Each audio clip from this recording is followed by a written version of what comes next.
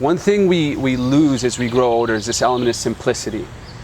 When we grow up as children, everything we see for the first time, we're blown away. Yet as adults, everything's sophisticated and we need to have it all together and we need to know everything in our head. The crazy thing about Jesus is it couldn't be more opposite.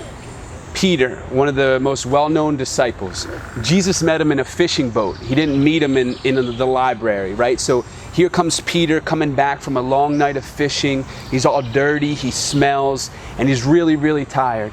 And in that moment of weakness and just pure vulnerability, simplistic vulnerability, Jesus encounters Peter.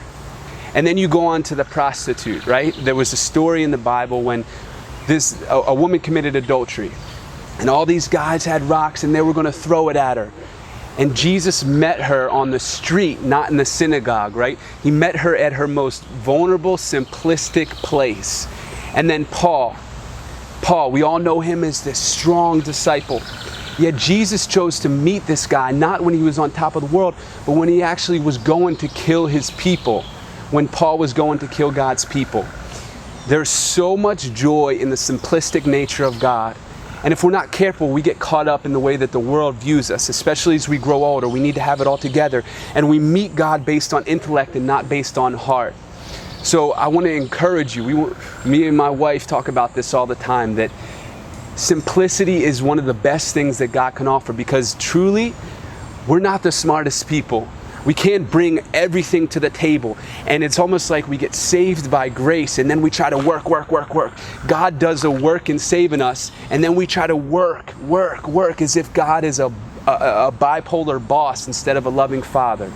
What if he really is the same yesterday as he is today? That he wants to meet you in your daily routine and you don't need to have it all together whatsoever. But he cares about you so much that he would meet you as you stink, you smell after a long night's work, not catching any fish. And he just wants to know you, so he would meet you in that place. This is the God that we serve. So I pray that you guys would open your eyes to the simplistic nature of God and just how much he's knocking on the door of your heart in everyday circumstances.